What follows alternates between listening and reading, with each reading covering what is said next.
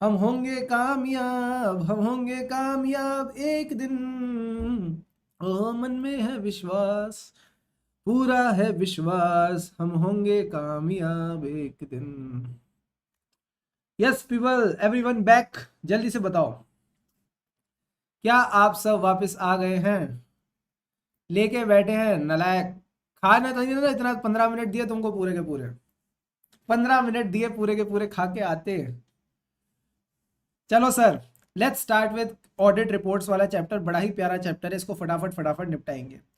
ये क्या कह रहा है सर? ऐसे 700 क्या कहता है? सबसे पहले ओपिनियन फॉर्म करो, then you report on the financial statement, that is forming an opinion and reporting on the financial statement. SA 700 में क्यों लाया गया? बेसिकली दो पर्पस थे। First of all it's talks about the form and content of audit report, and क्योंकि same format और content रहेगा, तो कहीं ना कहीं कंसिस्टेंसी और कंपेरेबिलिटी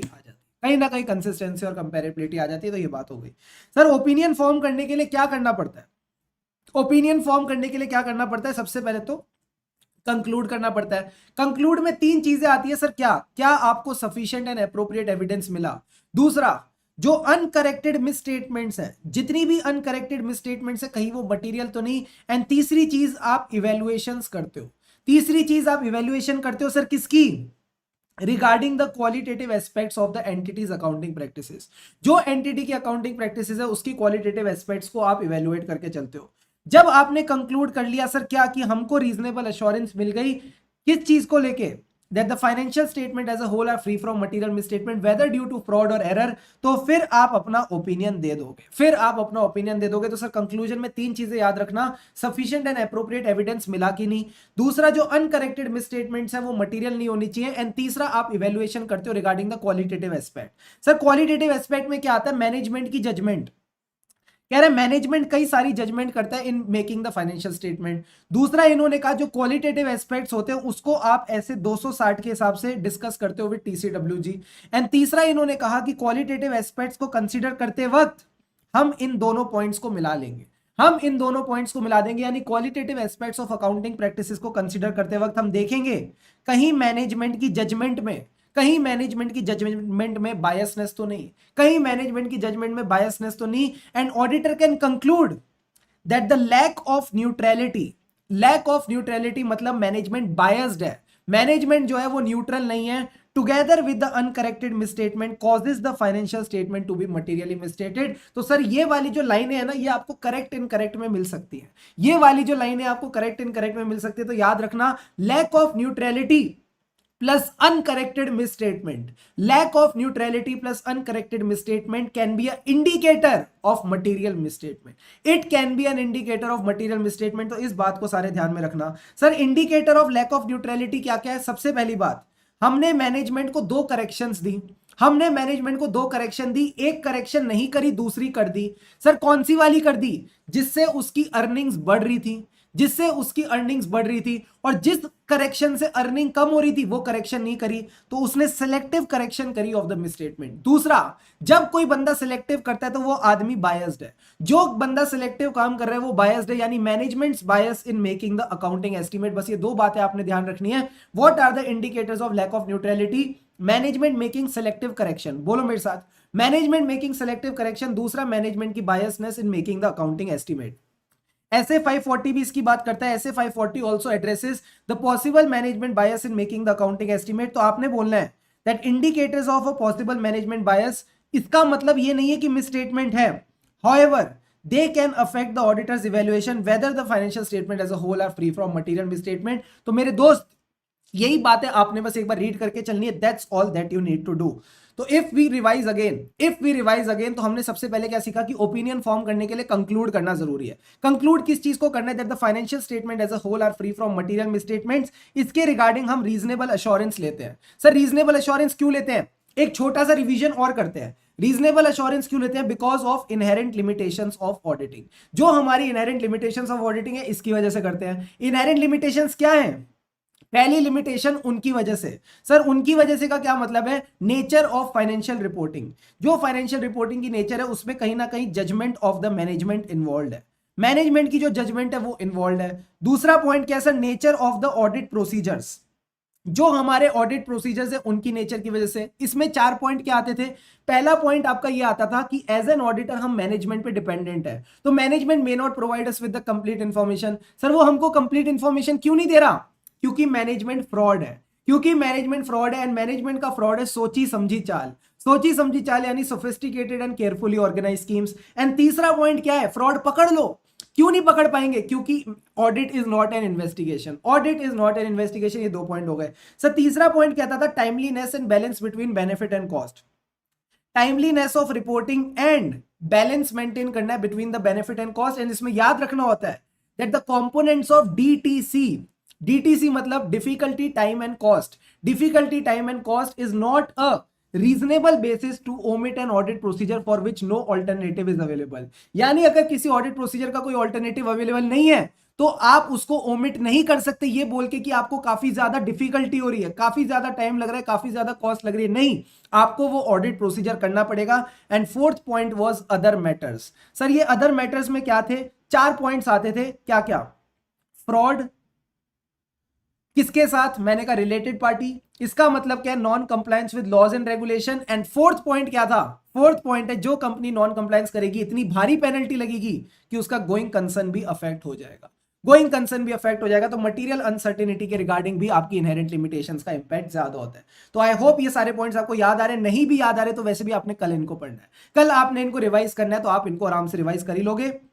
तो सर ये हो गया। कंक्लूजन में 3 चीजें याद रखनी है, वापस रिवाइज कराओ। सफिशिएंट एंड एप्रोप्रिएट एविडेंस, जो अनकरेक्टेड मिसस्टेटमेंट्स है वो मटेरियल नहीं है। एंड तीसरा, आप इवैल्यूएशंस करते हो रिगार्डिंग द मैनेजमेंट जजमेंट, क्या मैनेजमेंट की जजमेंट में बायसनेस तो नहीं? जो हमारी मैनेजमेंट की जजमेंट है उसमें बायसनेस तो नहीं, वो हमने अभी डिस्कशन कर ली।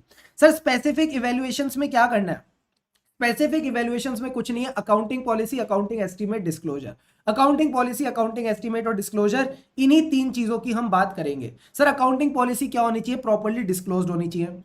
जो भी accounting policy selected and applied है they should be properly disclosed in the financial statement, plus they should be appropriate and consistent with the FRF, they should be appropriate and consistent with the FRF. Accounting policy का disclosure होना चाहिए जो भी आपने select और apply करी है, plus आप उन्हीं अकाउंटिंग पॉलिसीज को सिलेक्ट और अप्लाई करेंगे जो एप्रोप्रिएट है and which are consistent with the FRF. Accounting estimate कैसे होने चाहिए? मैंने कहा रीजनेबल होने चाहिए। अकाउंटिंग एस्टीमेट कैसे होने चाहिए? रीजनेबल होने चाहिए। लास्ट का पॉइंट है प्रॉपर डिस्क्लोजर्स होने चाहिए फाइनेंशियल स्टेटमेंट में। डिस्क्लोजर के रिगार्डिंग 2 पॉइंट्स, इंफॉर्मेशन और टर्मिनोलॉजी। इंफॉर्मेशन और टर्मिनोलॉजी, सर इसमें हमको क्या पॉइंट्स याद रखने हैं? इंफॉर्मेशन में आपने याद रखना है क्योर। सर क्योर का क्या मतलब था? क्योर का मतलब होता है कंपेरेबल। जो इंफॉर्मेशन है वो कंपेरेबल होनी चाहिए, जो इंफॉर्मेशन है वो अंडरस्टैंडेबल होनी चाहिए, जो इंफॉर्मेशन है वो रेलिवेंट और जो इंफॉर्मेशन है वो रिलायबल हो। तो the information presented should be cure. Cure का मतलब है कंप्लीट, पहली बात तो कंपेरेबल होनी चाहिए, अंडरस्टैंडेबल होनी चाहिए, रेलिवेंट होनी चाहिए, रिलायबल होनी चाहिए। जो टर्मिनोलॉजी आप यूज करेंगे that should be appropriate. So this is a 5 marker question which can be asked by ICI कि what are the specific evaluations by the auditor. तो आप बताएंगे accounting policy, accounting estimate, disclosure. जो भी accounting policy उसको properly disclose करके चलो जो एंटिटी ने सिलेक्ट और अप्लाई करी है। एंटिटी सिर्फ उन्हीं अकाउंटिंग पॉलिसीज को सिलेक्ट और अप्लाई करेगी जो एप्रोप्रिएट होंगी, which are as per the FRF. क्या अकाउंटिंग पॉलिसी के दोनों पॉइंट क्लियर है? हाँ सर।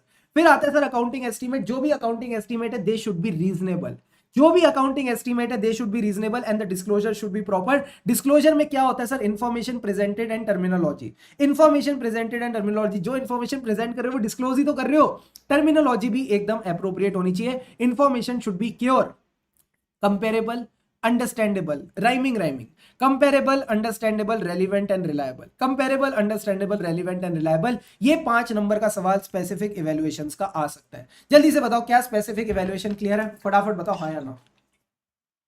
बस 7 पेज और 7 पेज और फिर मैं आपको दे दूंगा छुट्टी। फिर आपने बैठ के सिर्फ सवालों को प्रैक्टिस करना है, फिर आपने बैठ के सिर्फ सवालों को प्रैक्टिस करना है। जल्दी से बताओ क्या ये पॉइंट्स क्लियर है?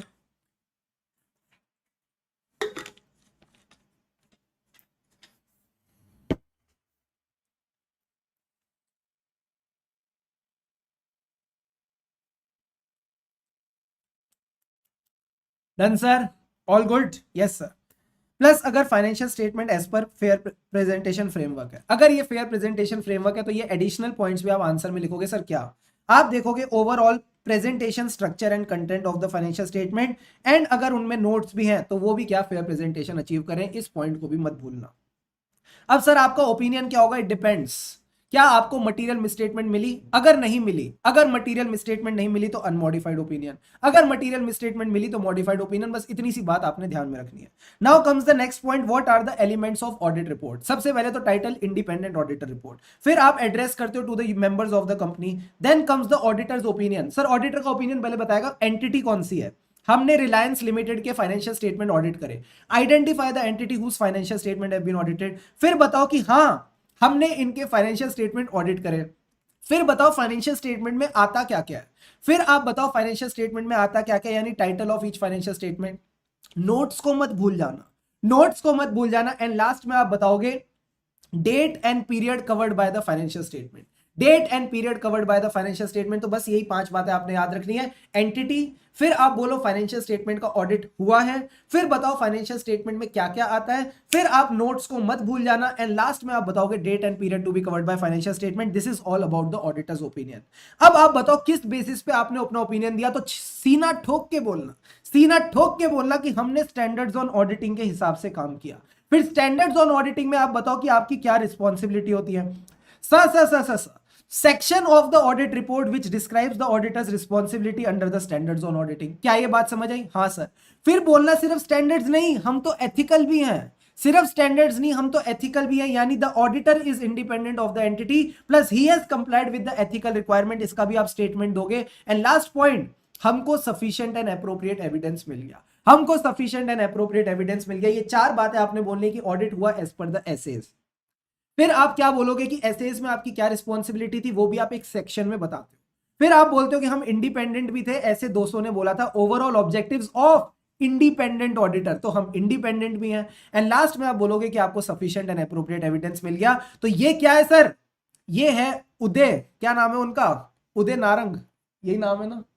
उदय नारंग क्या है? वही बंदा है ना जो बोलता है स स स स स। तो वो जो स स स स वाला सिंगर है वही वाला ये पार्ट है, ये स स स स सिंगर वाला ही पार्ट है। ऐसे सेक्शन स्टेटमेंट SAAE करके आपने याद रखना है, ठीक है सर। अब आता है सर क्या point, going concern SA 570। Going concern की रिपोर्टिंग आपको SA 570 में होती है। फिर भी मैं एक बार आपको ये रिवाइज करा देता हूं, फिर भी मैं आपको एक बार रिवाइज करा देता हूं सर, SA 570 की गोइंग कंसर्न रिपोर्टिंग क्या होती है। आप भी क्या याद रखोगे, ठीक है? कल जब ऐसे 570 पढ़ रहे होगे तो आपको याद आएगा ये, ठीक है? ध्यान से समझना। ऐसे 570 में सबसे पहला स्टेप जो होता है वो ये होता है कि आप सफिशिएंट एंड एप्रोप्रिएट एविडेंस लेंगे whether the going concern is appropriate और नॉट। हाँ उदित नारायण, सॉरी उदित नारायण, बिल्कुल सही कह रहे हो। देखते हो गोइंग कंसर्न इज एप्रोप्रिएट और नॉट, ठीक है सर। अगर ये एप्रोप्रिएट है तो फिर तो फाइनेंशियल स्टेटमेंट गोइंग कंसर्न के हिसाब से बनेंगे, कोई दिक्कत की बात नहीं है। बट अगर ये एप्रोप्रिएट नहीं है और फाइनेंशियल स्टेटमेंट गोइंग कंसर्न के हिसाब से बने हैं, तो ऑडिटर कौन सा ओपिनियन देगा सर? इस केस में एज एन ऑडिटर इसका जो इंपैक्ट है वो मटेरियल प्लस परवेसिव है, इसका जो इंपैक्ट है वो मटेरियल प्लस परवेसिव है, तो आप एडवर्स ओपिनियन दोगे। क्या ये बात क्लियर है? हाँ सर। अब आता है सेकंड स्टेज। सेकंड स्टेज होता है कि ऑडिटर को कंक्लूड करना है, यानी गोइंग कंसर्न तो एप्रोप्रिएट है, गोइंग कंसर्न तो एप्रोप्रिएट है, कोई गड़बड़ नहीं है। अब आप कंक्लूड करो कि whether the material uncertainty exist और नॉट। क्या मटेरियल अनसर्टेनिटी एग्जिस्ट करती है relating to the entity's ability to continue as a going concern? अगर मटेरियल अनसर्टेनिटी एग्जिस्ट करती है तो ऑडिटर को क्या चाहिए सर? ऑडिटर को क्या चाहिए जल्दी से बताओ? What does the auditor want? Auditor wants disclosure in the financial statement. Auditor को इसका डिस्क्लोजर चाहिए इन the financial statement. Sir 4 step disclosure होता है, ध्यान से समझना। 4 चीजें आपके डिस्क्लोजर में आनी चाहिए। पहली चीज जो आपके डिस्क्लोजर में आनी चाहिए वो है इवेंट्स एंड कंडीशंस जो मटेरियल अनसर्टेनिटी की बैंड बजाते हैं। दूसरी चीज जो आपकी आनी चाहिए कि मैनेजमेंट का प्लान क्या है। तीसरी चीज आप बोलोगे मटेरियल अनसर्टेनिटी है, एंड चौथी चीज आप बोलोगे that the entity may not be able to realise the assets और pay off the liabilities in normal course of business. क्या यही 4 डिस्क्लोजर चाहिए? Answer is yes. अब अगर मैनेजमेंट ने ये डिस्क्लोजर करके दिए, if the management has done this disclosure, yes these disclosures are there in the financial statement, तो आप क्या दोगे? आप अनमॉडिफाइड ओपिनियन दोगे, क्योंकि जो डिस्क्लोजर्स आपको चाहिए थे वो तो आपको मिल गए। और इसके साथ आप डालोगे एम्फेसिस ऑफ मैटर पैराग्राफ, इसके साथ आप डालोगे एम्फेसिस ऑफ मैटर पैराग्राफ। सारे बच्चे मुझे चैट बॉक्स में लिखो डन डना डन डन, अगर आपको ये बात याद आ गई। अगर आपको ये बात याद आ गई फटाफट चैट बॉक्स में लिखो डन डना डन डन, फिर हम आगे बढ़ते हैं।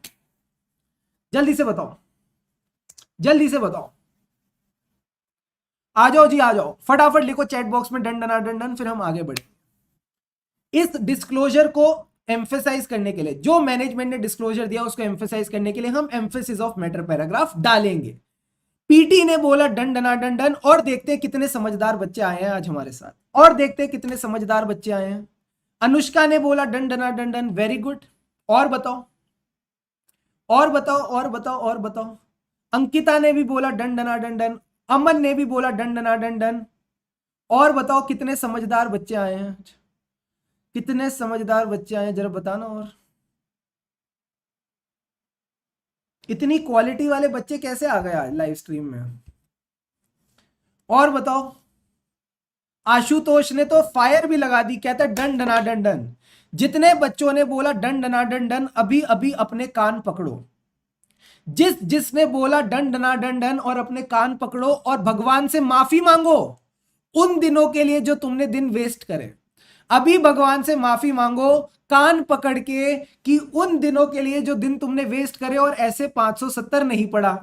सर क्यों भाई साहब एम्फेसिस ऑफ मैटर पैराग्राफ नहीं डालते, मुर्ग पैरा डालते? हम यहाँ पे एम्फेसिस ऑफ मैटर पैराग्राफ नहीं डालते, हम यहाँ पे मुर्ग पैरा डालते हैं। सर मुर्ग पैरा का क्या मतलब है? Material uncertainty related to going concern. और इससे आप यूजर्स का अटेंशन ड्रॉ करते हो, and you draw the attention plus you mention that the material uncertainty exist, and हमारा इस चीज को लेके ओपिनियन मॉडिफाइड नहीं है। Our opinion is not modified in this case. ये बात आप लिख के चलते हो। आई बात समझ? आई बात समझ? हाँ सर। अब दूसरा case, disclosure is not there. Yes का आंसर हमने दे दिया, अब हमने कहा डिस्क्लोजर नहीं है। सर अगर अब डिस्क्लोजर नहीं है, अब अगर डिस्क्लोजर नहीं है तो क्या करेंगे? You will give a qualified और adverse opinion depending upon the nature of the misstatement. जो आपको लगता है आप क्वालिफाइड और एडवर्स ओपिनियन देंगे, प्लस बेसिस ऑफ क्वालिफाइड और एडवर्स ओपिनियन पैराग्राफ। जो आपका क्वालिफाइड और एडवर्स का बेसिस है उसमें आप लिखेंगे कि मटीरियल अनसर्टेनिटी तो एग्जिस्ट करती है बट फाइनेंशियल स्टेटमेंट डिस्क्लोजर नहीं देते। फाइनेंशियल स्टेटमेंट इस चीज का डिस्क्लोजर नहीं देते। बस आपने ये बात ध्यान में रखनी है। ये पूरा 570 का रिपोर्टिंग का काम हो गया। ये पूरा 570 का रिपोर्टिंग का काम हो गया। दिस इज ऑल अबाउट 570 की रिपोर्टिंग। तो यही बात मैंने आपसे डिस्कस करनी थी। This is we discuss generally in SA 570, but ठीक है ये बात आपको पता होनी चाहिए। अब आता है सर की ऑडिट मैटर ऐसे 701। ये कौन सी एंटिटीज के लिए होता है? This is given for listed entities. ये लिस्टेड एंटिटीज के केस में होता है, ठीक है सर। ये कौन से मैटर है? मैंने टीसीडब्ल्यूजी के साथ 50 बातें डिस्कस करी। मैंने टीसीडब्ल्यूजी के साथ 50 बातें डिस्कस करी। उसमें कौन सी बातें थी सर? सिग्निफिकेंट बातें थी। उन सिग्निफिकेंट में से जो मोस्ट सिग्निफिकेंट है, उन सिग्निफिकेंट में से जो मोस्ट सिग्निफिकेंट है in the auditor's professional judgement, auditor उनको कैम का नाम देता है। ऑडिटर उनको कैम का नाम देता है। How are they selected? From the matters communicated with TCWG. Sir KAM का काम क्या है? कैम का काम क्या है? To enhance the communicative value of audit report, provide additional information so that users can understand those matters which in the auditor's professional judgment are most significant, plus auditor जो लोग हैं वो एंटिटी को भी अंडरस्टैंड कर सके। Sir cam determine कैसे करेंगे? तो कैम जनरली किसके केस में होता है सर? लिस्टेड एंटिटीज के केस में। जो भी हमारा प्यारा प्यारा कैम है वो कौन सी एंटिटीज के केस में है सर? ये लिस्टेड एंटिटीज के केस में। लिस्टेड एंटिटी सबसे बढ़िया कौन सी? मैंने कहा टाटा। टाटा सुन के किसका नाम आता है याद सर? जेआरटी टाटा। सर वो जेआरडी टाटा होता है? नहीं, जेआरटी टाटा। जेआरटी का क्या मतलब है? Significant judgement, significant transaction, significant risk of material misstatement. Significant risk आपने ध्यान में रखना है। सर सिग्निफिकेंट रिस्क कौन सी होती है? Complex fraud. आज मैं तुमको जितना ज्ञान दे रहा हूं ना, ये सारे के सारे सवाल आ जाए तो मजा आ जाएगा। फुल ऑन फुल लेके आ जाओगे ऑडिट में। सर कॉम्प्लेक्स फ्रॉड, जहां भी कॉम्प्लेक्स फ्रॉड है वहां सिग्निफिकेंट रिस्क है। यानी complexity of the transaction, fraud, related party, outside normal course of business and significant developments plus degree of subjectivity which indicates high measurement uncertainty. किस किस बच्चे को सिग्निफिकेंट रिस्क जैसा एक टॉपिक होता है याद आ रहा है? जल्दी से बताओ। इतना भी अगर याद आ रहा है कि 315 में सिग्निफिकेंट रिस्क पढ़ते हैं तो इतना भी तुम चैट बॉक्स में लिख रहे हो हाँ सर थोड़ा थोड़ा धुंधला धुंधला याद आ रहा है। अगर धुंधला धुंधला भी याद आ रहा है, this you will be able to manage in the next 1.5 days. जल्दी से बताओ क्या ये पॉइंट्स याद आए? Significant JRT, significant judgement, significant risk and significant transaction.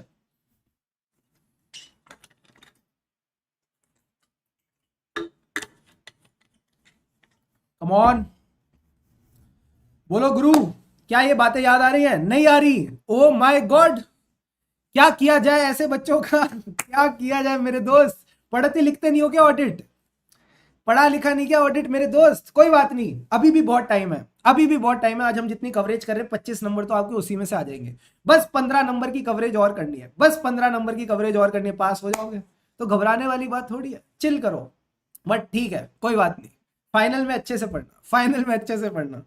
अब आता है सर अगला सवाल, क्या कैम हमारा सब्सटीट्यूट बन सकता है? क्या कैम हमारा सब्सटीट्यूट बन सकता है? The answer is no. Sir किसका सब्सटीट्यूट नहीं बन सकता? Disclosure in the financial statement, modified opinion, individual opinion on certain matters, और जो आप गोइंग कंसर्न की रिपोर्टिंग करते हो, और जो आप गोइंग कंसर्न की रिपोर्टिंग करते हो, इन सबका सब्सटीट्यूट कैम नहीं है। इसी तरह अगर मैं एम्फेसिस ऑफ मैटर पैरा की बात करूं, वो भी इन सबका सब्सटीट्यूट नहीं है। तो ये सवाल भी आईसीआई को कई बार मजा आता है पूछने में, तो याद रखना, फाइनेंशियल स्टेटमेंट के डिस्क्लोजर का सब्सटीट्यूट नहीं है, मटीरियल अनसर्टेनिटी का रिपोर्टिंग का सब्सटीट्यूट नहीं है, मॉडिफाइड ओपिनियन का सब्सटीट्यूट नहीं है, और separate opinion on individual matters का सब्सटीट्यूट नहीं है।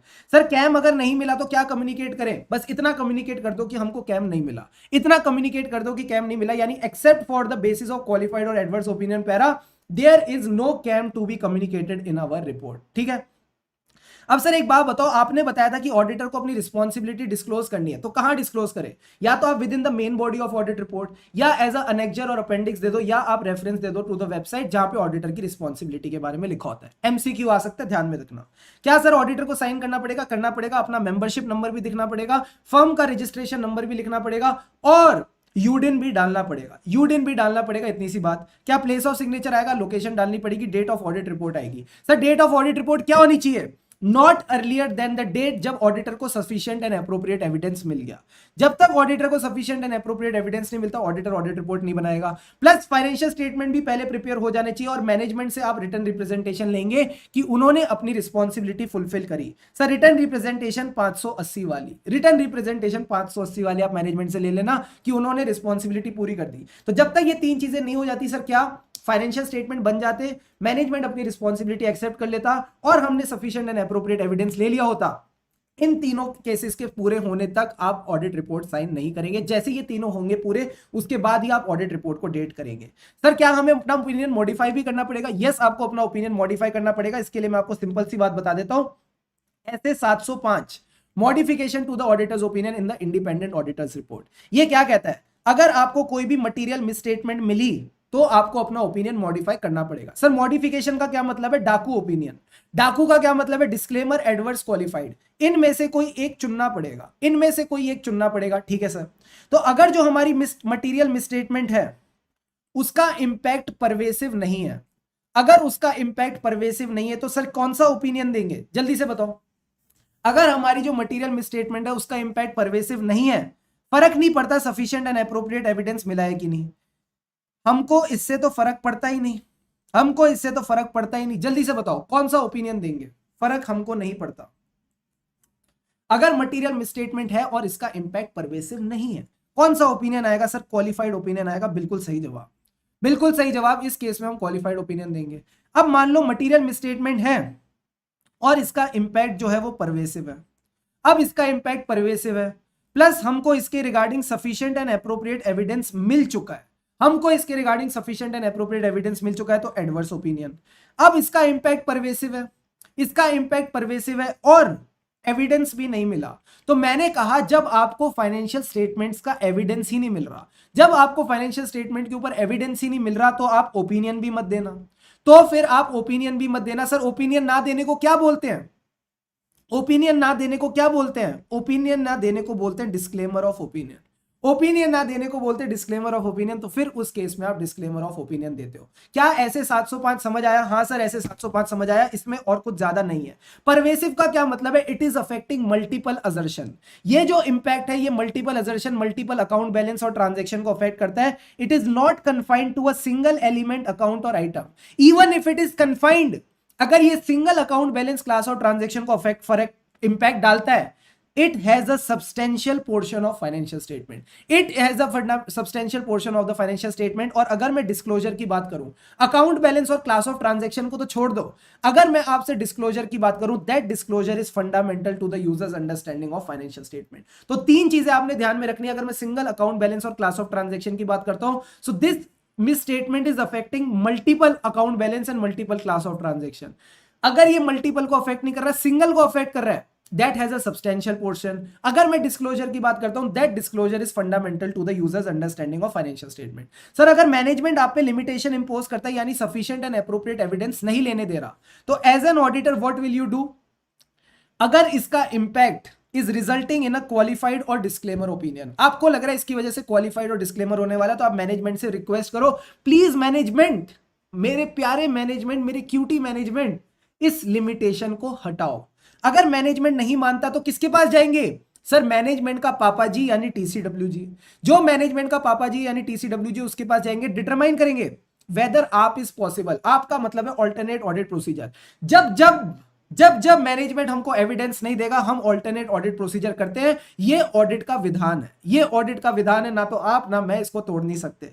सर अब एक बात बताओ, अगर हमको फिर भी सफिशिएंट एंड एप्रोप्रिएट एविडेंस नहीं मिलता और जो इंपैक्ट है वो मटीरियल है बट परवेसिव नहीं, तो आपने मुझे अभी बताया क्वालिफाइड ओपिनियन आता है। पर अगर इसका इंपैक्ट मटीरियल और परवेसिव है तो हम डिस्क्लेमर देंगे। नहीं, पहली चॉइस कभी डिस्क्लेमर नहीं होती, पहली चॉइस कभी डिस्क्लेमर नहीं होती, पहली चॉइस होती है विड्रॉ फ्रॉम द एंगेजमेंट। जब आपने ओपिनियन देना ही नहीं तो रुके क्यों, निकल लो पतली गली से। जब भी विड्रॉ करेंगे तो कौन सा फॉर्म फाइल करेंगे? ADT3 मैं हो गया फ्री, ADT3 मैं हो गया फ्री। उसमें आप रीजंस बताते हो कंपनी को, किसको? ROC को, और किसको सर? C&AG को। अगर ये गवर्नमेंट कंपनी है, with in a period of 30 days. क्या ये बात लिंक हुई? हाँ सर ये लिंक हो गई। और अगर आप विड्रॉल पॉसिबल नहीं है तो फिर आप डिस्क्लेम करोगे, एंड जो भी विड्रॉ करोगे उसके बारे में आप TCWG से कम्युनिकेट करोगे। क्या ये बात क्लियर है? हाँ सर। चौधरी जी, नेहा चौधरी जी, नहीं अभी हम सिर्फ कंपनी ऑडिट, कारो और ऑडिट रिपोर्ट कवर करेंगे, बाकी सारी चीजें कल आपने संभाल ली है, बाकी सारी चीजें आपने संभाल ली है। सर जब डिस्क्लेमर ओपिनियन होता है तो कैम नहीं होता ना? यस, तो आप कैम नहीं देते, बिल्कुल सही कहा आशुतोष जी ने, बिल्कुल सही कहा आशुतोष जी ने। सर अब ये क्या है? Form and content of the audit report when opinion is modified, this is your homework. क्योंकि इसमें मेरे लिए रिवाइज कराने लायक कुछ है नहीं, इसमें आपने बस समझना है कि किस किस तरीके से आप अपना ओपिनियन लिख के चलेंगे। That we have already discussed in the class, तो इसमें कुछ मसाला नहीं है। बट हाँ, डिस्क्लेमर वाला डिस्कस कर लेते हैं। डिस्क्लेमर वाली चीज क्या है? सर क्या कहता है? जब भी आप डिस्क्लेम करेंगे तो आप बोलेंगे due to the inability of sufficient and appropriate evidence, की ऑडिटर ओपिनियन एक्सप्रेस ही नहीं करता। सर ऑडिटर ओपिनियन एक्सप्रेस क्यों नहीं करता? Because of the significance of the matter, auditor has not been able to obtain sufficient and appropriate evidence to provide for a basis of opinion. तो जब evidence ही नहीं है तो ओपिनियन कहां से लाएं? एंड लास्ट पॉइंट में आप बोलोगे कि जब आप ऐसे 700 में बोलते थे, याद है आप ऐसे 700 में ओपिनियन पैरा डालते थे, उस ओपिनियन पैरा में आप क्या डालते थे? एंटिटी का नाम डालते थे, फिर बोलते थे that the financial statements have been audited. अब आप ये नहीं बोलोगे कि financial statement have been audited, अब आप बोलोगे that the auditor was engaged to audit the financial statement. अब ऑडिट हुआ ही नहीं है, हमको तो एंगेज किया गया था ऑडिट करने के लिए। तो तीन बातें, ऑडिटर ओपिनियन एक्सप्रेस नहीं करता। सर क्यों नहीं करता? क्योंकि एविडेंस नहीं मिला। एंड तीसरा, we were engage to audit the financial statement. क्या ये बात क्लियर है? हाँ सर। अब आता है सर ऐसे 706, अब आता है ऐसे 706, सबसे प्यारा अच्छा ऐसे। क्या कहता है ये? Emphasis of matter paragraph, other matter paragraph. तो चलो थोड़ी थोड़ी क्विज खेल लेते हैं, थोड़ी थोड़ी क्विज खेल लेते हैं। एक पैरा है, जब वो आता है सर क्या करता है? वो एक ऐसे मैटर पे यूजर्स का अटेंशन ड्रॉ करता है which is fundamental to the users understanding of financial statement and has been appropriately disclosed in the financial statement. मुझे बताओ कौन सा पैरा आएगा, ईओएम या ओएम पैरा? जल्दी से बताओ। एक मैटर ऑलरेडी डिस्क्लोज्ड है, मुझे उस पे यूजर्स का अटेंशन ड्रॉ करना है, तो कौन सा पैरा आएगा? एम्फेसिस ऑफ मैटर या अदर मैटर? जल्दी से बताओ।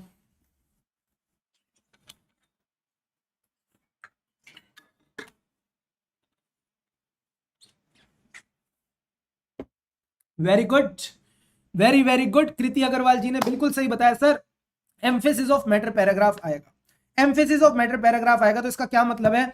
It is a para included in the audit report which refers to a matter appropriately presented and disclosed in the financial statement, जो ऑडिटर की जजमेंट में is fundamental to the user's understanding of financial statement। Sir जब जब emphasis of matter para आएगा तो आपने एक separate section डालना है जिसका नाम होगा एम्फेसिस ऑफ मैटर। उसमें आप एक क्लियर रेफरेंस दोगे कि कौन से मैटर को आप एम्फेसाइज कर रहे हो एंड वो मैटर कहां मिलेगा, वो मैटर कहां मिलेगा, यानी where the relevant disclosures which have been emphasised can be found in the financial statement. Plus आप एज अ ऑडिटर वो बोलोगे जो आप गोइंग कंसर्न पैरा में बोलते हो। सर आखिरी में क्या बोलते हैं गोइंग कंसर्न पैरा में? दैट हमारा ओपिनियन इन चीजों को लेके मॉडिफाइड नहीं है, हमारा ओपिनियन इस चीज को लेके मॉडिफाइड नहीं है, तो यही बात आप यहां पे बोलोगे that the auditor's opinion is not modified in respect of the matter emphasise. तो मैटर पैराग्राफ डालेंगे जिसका हेडिंग लिखेंगे एम्फेसिस ऑफ मैटर।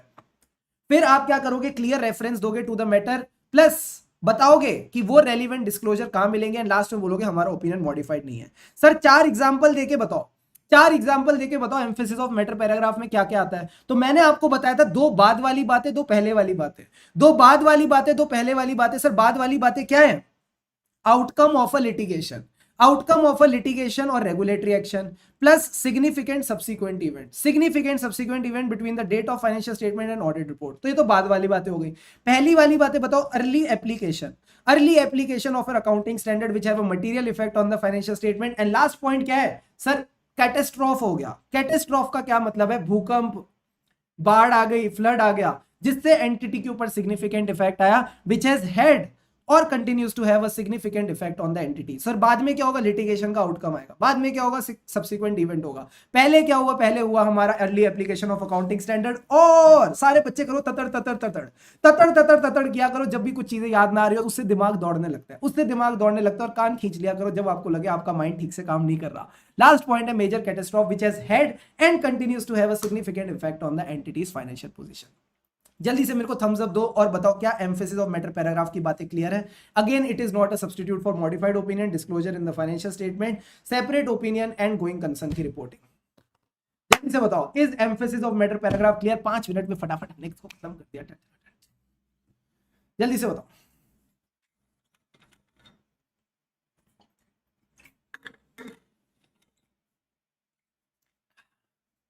अब आता है सर अदर मैटर पैराग्राफ।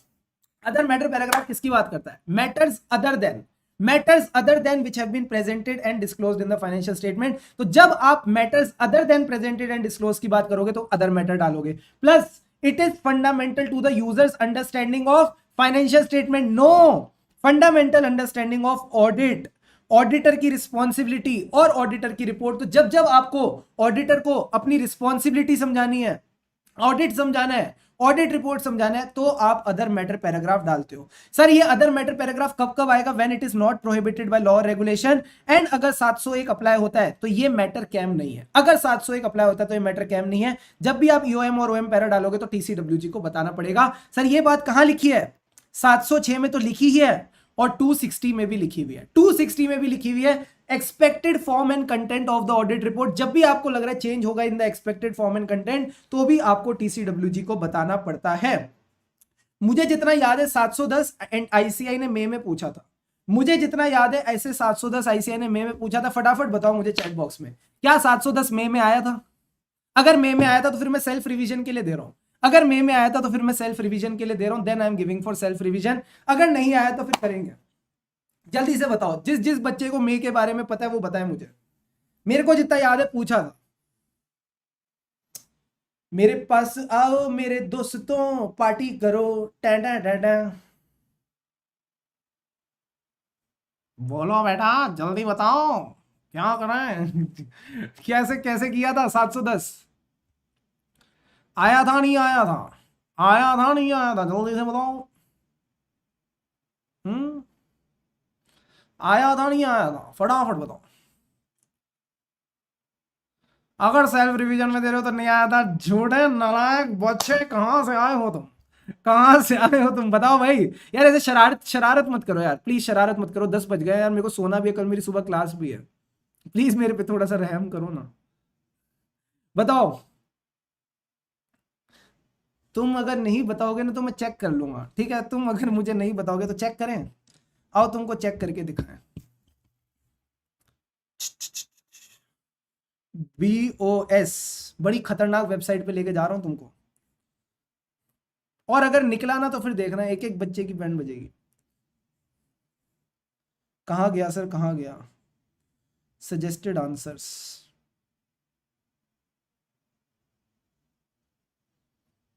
अभी बताओ, आया था नहीं आया था? नहीं आया था, कैसी बातें कर रहे हो यार, नहीं कैसे नहीं आया, मेरे को तो लग रहा है आया था। हम्म,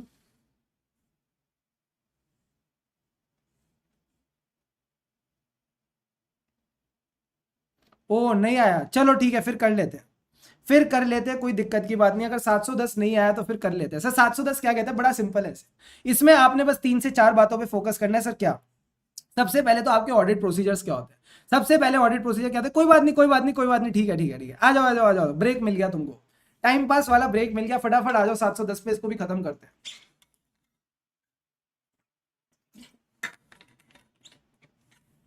आ जाओ आ जाओ आ जाओ। क्या कहता है सर, सबसे पहले तो बेसिक प्रोसीजर। ये जो बेसिक प्रोसीजर है ये 510 जैसे ही है सर। 510 जैसे क्यों, यानी आपने देखना है कि पिछले बार के जो फाइनेंशियल स्टेटमेंट्स थे उन अमाउंट्स को करेक्टली इस बार दिखाया गया है कि नहीं। यानी जो कंपैरेटिव इंफॉर्मेशन है it agrees with the amounts and disclosures of the prior period. पिछले साल से ये एग्री करती है। जो अकाउंटिंग पॉलिसीज है, जो अकाउंटिंग पॉलिसीज है they have been consistently followed. और अगर उनमें कोई चेंजेस हैं, अगर उनमें कोई चेंजेस है तो फर्क पड़ता है क्या? नहीं। It should be appropriately APD. Sir APD का क्या मतलब है? Accounted, presented and disclose. अगर अकाउंटिंग पॉलिसी में कोई चेंज है तो वो भी अकाउंटेड, प्रेजेंटेड एंड डिस्क्लोज होना चाहिए। ठीक है सर। तो कंपैरेटिव इंफॉर्मेशन एग्री करती है with the prior period, plus accounting policies एकदम चकाचक है। अब आती है सर गड़बड़ मटेरियल मिसस्टेटमेंट की। अगर आपको कोई मटेरियल मिसस्टेटमेंट मिल जाती है, अगर आपको कोई मटेरियल मिसस्टेटमेंट मिल जाती है, बच्चा कह रहा है आया था तो अब कोई बात नहीं कर ही लेते हैं। अगर आपको कोई मटेरियल मिसस्टेटमेंट मिल जाती है तो आपका काम बढ़ जाएगा। आपका काम क्या बढ़ जाएगा? अगर आपको मटेरियल मिसस्टेटमेंट मिल जाती है तो आपको सफिशिएंट एंड अप्रोप्रिएट एविडेंस इकट्ठा करना है। किस चीज के लिए? टू डिटरमाइन कि whether the material misstatement exist. यानी अगर आपको लग रहा है पॉसिबिलिटी है तो उस पॉसिबिलिटी को यकीन में बदलने के लिए, उस पॉसिबिलिटी को यकीन में बदलने के लिए, तो मैंने कहा यकीन में बदलने के लिए क्या करेंगे? एडिशनल ऑडिट प्रोसीजर्स करेंगे। और दूसरा, आप ही पिछले साल के ऑडिटर थे, आप ही पिछले साल के ऑडिटर थे, यानी पिछले साल जहां मटेरियल मिसस्टेटमेंट निकली है वो काम आप ही ने खराब किया है। तो इस केस में 560 लग जाएगा सर। 560 का कौन सा part? Facts about which the auditor becomes aware after the date of audit report. Facts about which the auditor becomes aware after the date of audit report, वो वाला पार्ट यहां लग जाएगा। एंड लास्ट में आप मैनेजमेंट से हलवा चने लेके आओगे। सर हलवा चने का क्या मतलब होता है? जो आखिरी में हम लेते हैं written representation for all the periods referred in the auditor's opinion, plus क्या मैनेजमेंट ने अपने पीएनएल में कोई प्रायर पीरियड आइटम दिखाया, कोई एरर दिखाया तो उसके रिगार्डिंग स्पेसिफिक रिटर्न रिप्रेजेंटेशन। तो basic audit procedure, material misstatement और written representation. Basic audit procedure क्या है? जो करंट, जो प्रायर पीरियड इंफॉर्मेशन हमने डिस्क्लोज कर रखी है, इट एग्रीज, जो हमारी कंपैरेटिव इंफॉर्मेशन है वो एग्री करते हैं with prior period information. Sir दूसरा पॉइंट क्या है? दूसरा पॉइंट है अकाउंटिंग पॉलिसीज कंसिस्टेंटली फॉलो करी हैं। अगर चेंजेस किए हैं तो it has been properly accounted, presented and disclose. फिर सेकंड पॉइंट क्या कहता है? मटेरियल मिसस्टेटमेंट के बारे में। अगर आपको मटेरियल मिसस्टेटमेंट की पॉसिबिलिटी लगती है then you need to perform additional audit procedure. Sir additional audit procedure क्या? To obtain sufficient and appropriate evidence कि whether the material misstatement exist. अगर आप ही पिछले साल के ऑडिटर थे तो भाई साहब ऐसे 560 अप्लाई हो जाएगा। बच्चा कह रहे सेल्फ रिव्यू थ्रेड। बच्चा सेल्फ रिव्यू थ्रेड का मतलब सीखो। आप सेल्फ रिव्यू थ्रेड का मतलब सीखो। सेल्फ रिव्यू थ्रेड का मतलब ये नहीं होता आप पिछले साल के ऑडिटर थे तो इस साल के ऑडिटर नहीं बन सकते। सेल्फ रिव्यू थ्रेड का मतलब होता है आपने फाइनेंशियल स्टेटमेंट बनाया और आप ही चेक कर रहे हो। ऐसी तो हमने बात की ही नहीं। ध्यान से सुनो चीजों को, ठीक है। अब आता है sir last point, written representation. पहले तो हर पीरियड के लिए रिटर्न रिप्रेजेंटेशन लेते हैं, 580 ने सिखाया हुआ है। दूसरा, specific written representation regarding the पुराने पाप। जो इन्होंने पुराने पाप करे, पी फॉर पुराने पाप, P for prior period item, उनका जो डिस्क्लोजर किया पीएनएल में उसके लिए भी स्पेसिफिक रिटर्न रिप्रेजेंटेशन लेंगे। क्या ये बात समझ आई? हाँ सर। अब सर दो चीजें होती है, कॉरेस्पॉन्डिंग फिगर और कंपैरेटिव फाइनेंशियल स्टेटमेंट। दोनों के केस में रिपोर्टिंग अलग अलग होती है। क्या कहती है? ध्यान से समझना। जो कॉरेस्पॉन्डिंग फिगर होती है वो कहता है कि आपने सिर्फ और सिर्फ इस साल के फाइनेंशियल स्टेटमेंट पे ओपिनियन देना, पिछले साल का नहीं। पर आप पुराने बैलेंसेस को भी रेफर करोगे अगर उनमें गड़बड़ है। अगर उनमें गड़बड़ है यानी if the auditors report on the prior period included a modified opinion and जिस वजह से ओपिनियन मॉडिफाई हुआ था that matter is still unresolved, तो फिर आप उसको रेफर करके चलोगे और आप बोलोगे कि हम इस साल का भी ओपिनियन मॉडिफाई करेंगे। क्या कहकर? दो ऑप्शन है आपके पास मॉडिफाई करने के। या तो आप दोनों को रेफर करो, refer to the current period and refer to the prior period and से in the description of matter giving rise to modification that the effect of the matter, जो पिछले साल की गलती थी उसका इस साल पे जो इफेक्ट है वो मटेरियल है।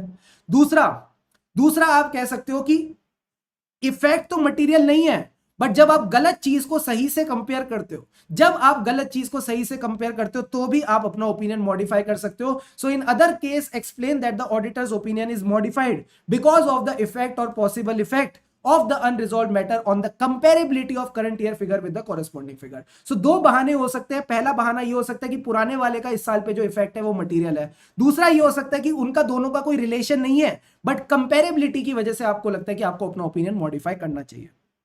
सर सेकंड केस क्या है? सेकंड केस है पिछली बार मॉडिफाइड ओपिनियन नहीं था, बट आपको ऑडिट करते वक्त मटेरियल मिसस्टेटमेंट मिल गई. आपको ऑडिट करते वक्त मटेरियल मिसस्टेटमेंट मिल गई ऐसे फाइनेंशियल स्टेटमेंट्स में जिनमें अनमॉडिफाइड ओपिनियन था. देन अगेन इस केस में आप क्वालिफाइड और एडवर्स ओपिनियन दोगे अगर मैनेजमेंट उसको ठीक नहीं करता. अगर मैनेजमेंट उसको ठीक नहीं करता then again you will modify your report. If the prior period financial statements were not audited, अगर पुराने फाइनेंशियल स्टेटमेंट्स का ऑडिट नहीं हुआ तो आप क्या करोगे? तो आप अदर मैटर पैराग्राफ में इसके बारे में बताओगे. सर अदर मैटर पैराग्राफ क्यों? क्योंकि एज एन ऑडिटर ये फाइनेंशियल स्टेटमेंट की चीज नहीं है. इसमें बस आप ऑडिट के रिगार्डिंग कुछ बात बता रहे हो जो यूजर्स को पता होनी चाहिए. तो आप अदर मैटर पैराग्राफ में बोलोगे कि पिछले साल का फाइनेंशियल स्टेटमेंट का ऑडिट नहीं हुआ. तो क्या इसका ये मतलब है कि मुझे प्रायर पीरियड जो आइटम्स हैं, जो मेरी कॉरेस्पॉन्डिंग फिगर्स हैं, बेसिकली जो ओपनिंग बैलेंसेस हैं, इतनी फालतू की बातें नहीं करते ना, सीधा बोलो ओपनिंग बैलेंसेस हैं, क्या ओपनिंग बैलेंसेस के regarding sufficient and appropriate evidence नहीं लेना? जल्दी से बताओ. अगर मेरे पिछले साल के फाइनेंशियल स्टेटमेंट्स का ऑडिट नहीं हुआ तो चलने दो ना, इस साल के फाइनेंशियल स्टेटमेंट को ऑडिट करो और आगे बढ़ जाओ. क्या मुझे इसके regarding sufficient and appropriate evidence नहीं लेना? जल्दी से बताओ. लेना पड़ेगा या नहीं लेना पड़ेगा?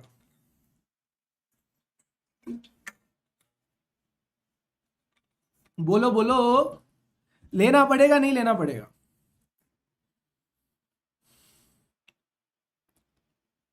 बताओ जल्दी, इतनी देर लगा रहे हो, फटाफट बताओ. की करें की करा इस केस में? जल्दी बताओ की करा तुसी इस केस में, की करा कैसे करेंगे, आगे बढ़ेंगे.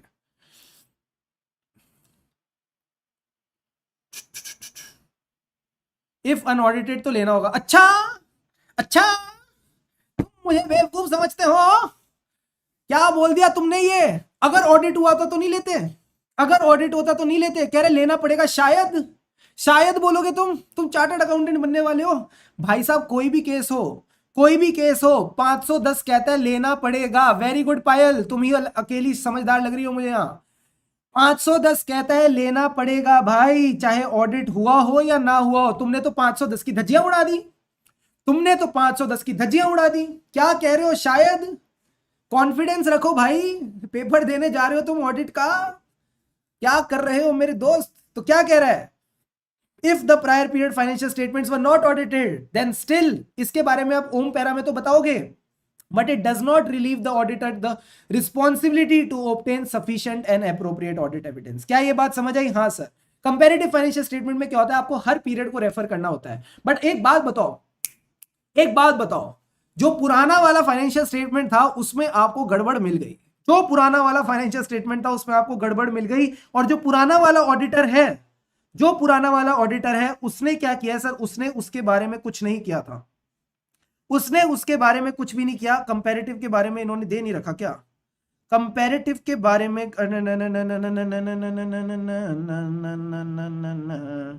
कंपैरेटिव का मेरे को लग रहा है तुम्हारे लेवल पे है नहीं. फाइनल लेवल पे तो है, बट मेरे को लग रहा है यहां पे नहीं है. ध्यान से समझना. पहले तो आप हर पीरियड को रेफर करोगे, धीरे धीरे ही चलते हैं. If when reporting on the preparation and presentation of financial statement, अगर ऑडिटर का जो ओपिनियन है इट इज डिफरेंट है, अगर ऑडिटर का जो ओपिनियन है वो डिफरेंट है पुराने वाले से, तो अगेन आप अदर मैटर पैराग्राफ में बताओगे 706 में. क्या ये बात समझ आई? ठीक है. इधर देखो रो क्यों रहे हो यार? ऐसे रोना धोना नहीं करते, छोटी बच्ची हो क्या? इधर देखो क्या सर?